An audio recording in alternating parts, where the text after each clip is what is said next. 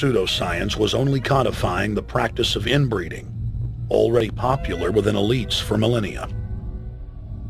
The four families experiment was a disaster.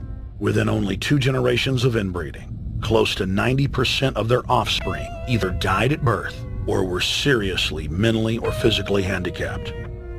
The moneyed class of the planet, and particularly the royal families of the world, who were already obsessed with breeding and filled with a predatory disdain for the underclass, seized on the new science and began aggressively enforcing its aims worldwide.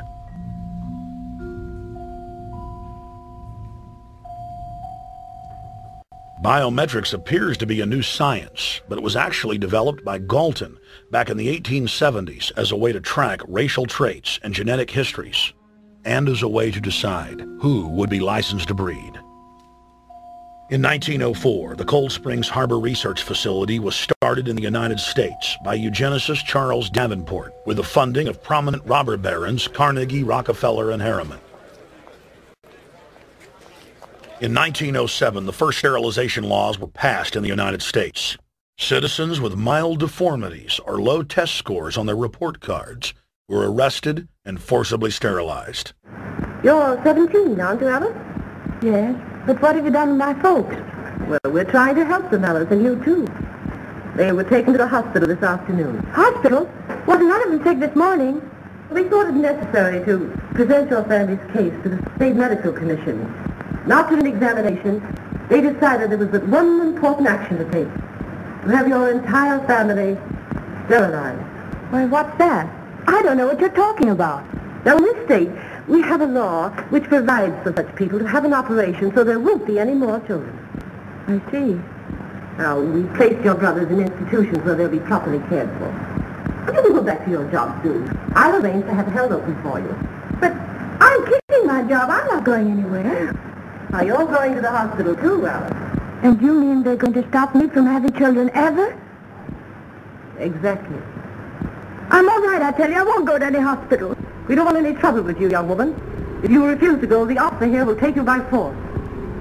In 1910, the U.S. Eugenics Record Office was set up. By then, the British had created the first network of social workers, expressly to serve as spies and enforcers of the eugenics race cult that was rapidly taking control of Western society. The social workers would decide who would have their children taken away, who would be sterilized, and in some cases, who would be quietly murdered.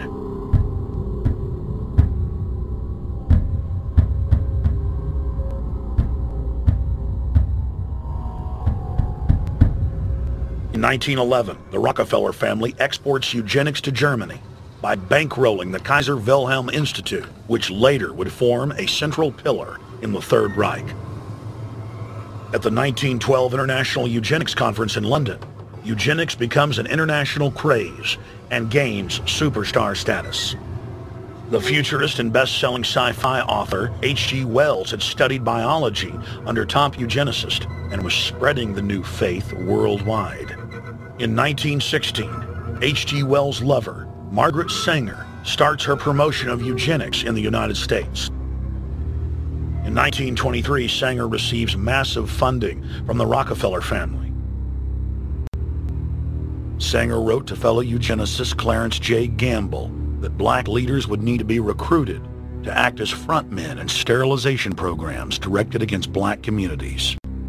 In 1924, Hitler pens Mein Kampf, or My Struggle, and credits U.S. eugenicist as his inspiration. Hitler even wrote a fan letter to American eugenicist and conservationist Madison Grant, calling his race-based book, The Passing of the Great Race, his Bible. Hitler developed the plan for mass extermination of the Jews and what he called other sub-races, as well as the handicapped from Grant.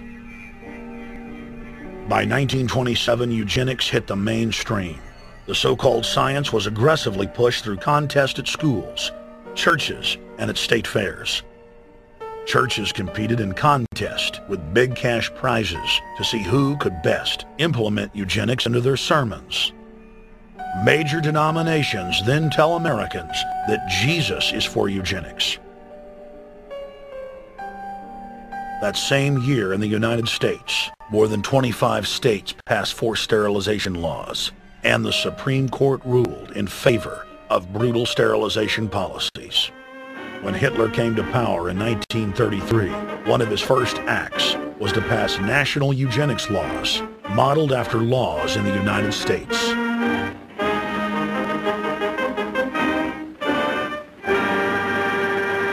The 1934 film Tomorrow's Children brought the eugenics agenda to the silver screen in the United States. In the case of Miss Mason, I can see no reason for the operation that's been recommended. The girl is perfectly normal. She's hard-working and has a good reputation. Do you know anything about her family background? Oh, yes, Your Honor, I do. There are several other children, aren't there? Yes. What is their condition? One is a cripple. Two others might be classed as feeble-minded. Isn't the oldest son in jail?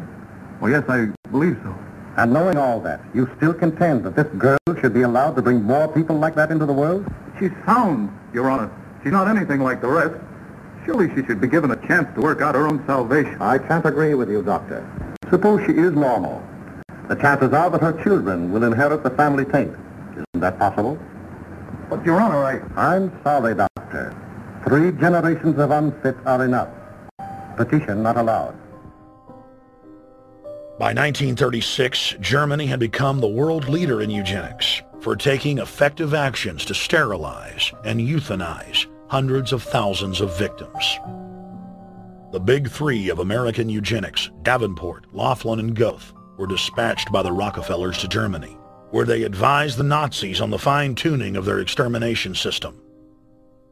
With the strong support of the U.S. and England, Germany had gone over the edge, and tens of millions would pay with their lives. At the end of the war, the Allies protected from prosecution the very Nazi scientist that had tortured thousands of people to death. The Nazi brand of eugenics had embarrassed the elites, but they had no intention of stopping their plans. The Allies literally fought with each other over who would get top Nazi eugenicist. It didn't matter if the SS doctors had tortured tens of thousands to death. They were free to go. The Angel of Death, Joseph Mengele, and his boss, Ottmar von Verscher, were not prosecuted, and von Verscher even continued his work in Germany after the war. Eugenicists were angry that their great work had been exposed. They then scrambled to camouflage their agenda. Eugenics Quarterly became Social Biology. The American Birth Control League became Planned Parenthood. New terms like transhumanism, population control, sustainability, conservation, and environmentalism replaced racial hygiene and social Darwinism. Many eugenicists of the previous period engaged in what they called crypto-eugenics. Purposefully taking their eugenics beliefs underground, they became highly respected anthropologists, biologists, and geneticists in the post-war world.